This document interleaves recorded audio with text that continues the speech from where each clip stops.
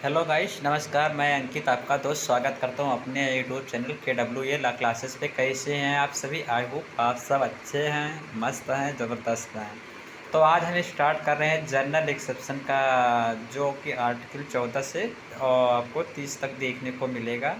MCQ question के माध्यम से हम आपको एक एक बेसिक जानकारी देने की कोशिश करेंगे। तो आप वीडियो में अंत तक ज़रूर बने रहें।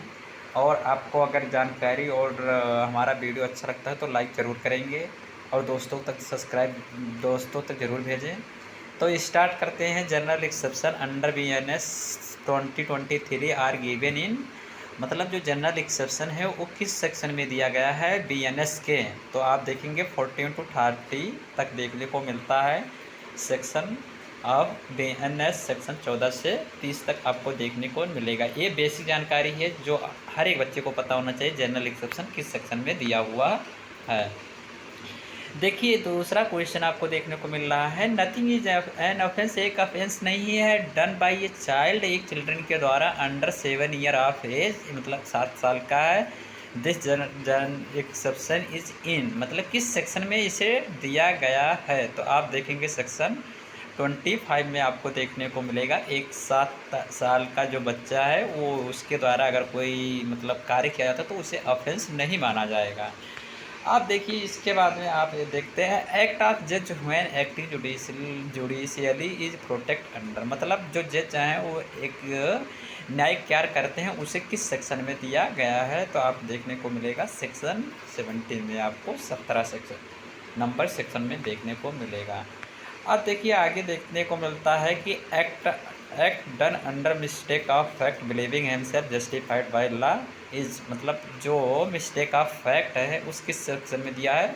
तो आपको सेक्शन 16 में देखने को मिलेगा, यानी कि 16, section number 16 of BNS। Accident को एक लॉफुल, देखिए एक्सीडेंट में जो कार्य होता है lawful act without criminal intention के, वो किस सेक्शन में देखने को मिलेगा। तो आपको देखने को मिलेगा सेक्शन 20 में देखने को मिलता है ऑफ BNS। तो देखिए आप पहले सेक्शन में क्या देखिए है, सेक्शन पहले यानी कि सेक्शन पहला क्वेश्चन आपका था जनरल एक्सेप्शन क्या होता है। तो आपने देखा किस सेक्शन में है दिया है, 14 से आपको देखने को मिला 14 से 30 तक।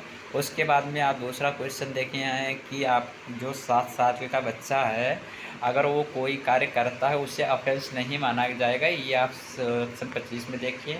सेक्शन आप देखिए 17 में आप क्या देखिए कि कोई जज है वो जुडिशली कार्य करता है। और 4 में आप देखिए मिस्टेक ऑफ फैक्ट किस सेक्शन में दिया हुआ है, तो मिस्टेक ऑफ फैक्ट 16 में। वही 17 में आप क्या देखे हैं, आप 17 में आप नहीं, उसके बाद में आपका आया है एक्सीडेंट 20 में दिया हुआ है। डिफेंस के बारे में अगर बात करें तो defence of necessity is given, मतलब नेसेसिटी के लिए डिफेंस किस सेक्शन में दिया हुआ है। तो 21 में आप देखने को मिलेगा आपको। एक्ट ऑफ ये चाइल्ड अंडर 7 ईयर एज, मतलब एक्ट ऑफ चाइल्ड मतलब 7 साल के बच्चे का जो कार्य है यानी कि एक्ट है वो वो ऑफेंस है। एन ऑफेंस, क्या ऑफेंस है, नॉट एन ऑफेंस, मतलब एक ऑफेंस नहीं है। कंडीशनल ऑफेंस की कंडीशन पे बेस्ड है, या पार्टली ऑफेंस, कैसा ऑफेंस है आपको बताना है। तो 7 साल का बच्चा आप जानती हैं, अभी सेक्शन 20 में ये पढ़ के आए हैं कि 7 साल का जो बच्चा, सेक्शन 25 में पढ़ के आए हैं कि 7 साल का जो बच्चा है वो कोई ऑफेंस नहीं कर सकता, यानी कि उसकी मेच्योरिटी अभी नहीं आई है। अब देखिए act of child between 7 to 12 year of age always an offence, नहीं, हमेशा ऑफेंस नहीं कर सकते हैं। नेवर ऑफ एन ऑफेंस, कभी नहीं, ये भी गलत है, मतलब ऑफेंस माना जा सकता है उनकी मेच्योरिटी के अनुसार। Offence only if child has sufficient maturity, मतलब सफिशिएंट मेच्योरिटी ऑफ अंडरस्टैंडिंग, मतलब उनकी इतनी मेच्योरिटी है कि वो समझ सकते हैं जो एक्ट कर रहे हैं। इसलिए आपका मतलब जो ऑप्शन है सी सही है। आप देखिए which section deals with unsoundness of mind, मतलब अनसाउंडनेस ऑफ माइंड किस सेक्शन में दिया हुआ है। तो 22 में आपको देखने को मिलेगा अनसाउंडनेस ऑफ माइंड। इसके बाद में आपको देखने को मिलता है which case let down the test of insanity defence. Insanity के लिए डिफेंस किस केस में है, तो आपको देखने को मिलेगा एमसी नार्थन केस में आपको देखने को मिलेगा। एक केस लॉ जरूरी है, यानी कि ये दिया हुआ है, ये आप देख लेंगे। अब देखिए, intoxication as a defence is given under किस सेक्शन में इंटॉक्सिकेशन दिया हुआ है, तो 24 में। अब कमेंट बॉक्स में बताइएगा इंटॉक्सिकेशन क्या होता है, ठीक है। कंसेंट के बारे में किस कंसेंट गिवन अंडर फियर और मिसकॉन्सेप्शन इज़ वैलिड, मतलब जो कंसेंट है उसमें मिसकॉन्सेप्शन के द्वारा लिया गया है तो वैलिड है नहीं भाई, उसमें क्या किया गया है, मिसकॉन्सेप्शन किया गया है। वही कंसेंट है लेकिन फियर और कैसे लिया गया है, मिस मतलब कुछ मिस मतलब गलती करके, कॉन्सेप्शन मतलब उसे कंफ्यूज करके, तो वो वैलिड नहीं हो सकता है, इनवैलिड होगा, वाइडेबल होगा या कंडीशनल होगा। तो कंडीशनल जैसे कोई शब्द आपने नहीं पढ़ा है, बट आपने वैलिड, इनवैलिड एंड वाइडेबल पढ़ा है, लेकिन अगर कोई गलती की जाती है तो वो इनवैलिड हो जाती है, ठीक है, क्योंकि उसे मिस्टेक ऑफ फैक्ट मतलब उसको नॉलेज होता है उसके बारे में, लेकिन वो गलत बताता है, इसलिए।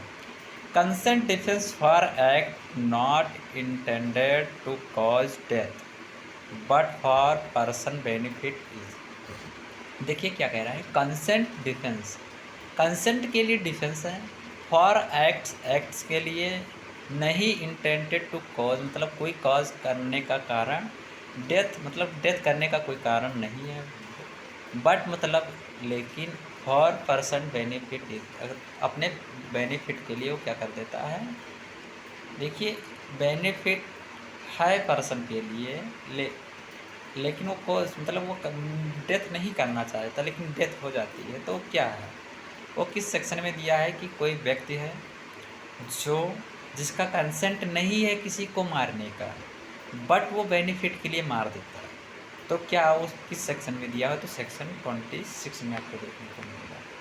Consent by a child under 12 year is valid, मतलब एक 12 साल का बच्चा है जो कंसेंट दे रहा है किसी एक्ट के लिए, तो वो वैलिड है भाई। देखिए वो वैलिड नहीं रहेगा, वो वैलिड किस लिए नहीं रहेगा, क्योंकि 18 साल से कम एज के बच्चे को अगर आप देखेंगे, अगर कोई कंसेंट दे रहे हैं तो उनकी मेच्योरिटी भले ही हो, लेकिन वो वैलिड नहीं माना जाएगा, वो इनवैलिड रहेगा, ठीक है।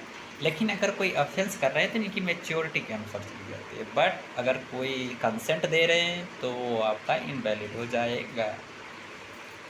Private defence is also consider under, मतलब जो प्राइवेट डिफेंस है वो किस में आता है, तो आप देखेंगे जनरल एक्सेप्शन में आता है, ठीक है। इसके लिए कोई स्पेसिफिक ऑफेंस नहीं बनाया गया है, स्टेट लाइबल नहीं होता है, इसलिए ये एक जनरल एक्सेप्शन में आता है प्राइवेट डिफेंस। तो आज 15 क्वेश्चन मैं आपको बताया हूँ, आगे मैं और इसके क्वेश्चन जो बन सकते हैं मैं कराऊँगा। तो हमारा वीडियो कैसा लगा आज का कमेंट बॉक्स में बताइएगा। तो आज यहीं तक, मिलते हैं अगली वीडियो में, तब तक के लिए जय हिंद जय भारत।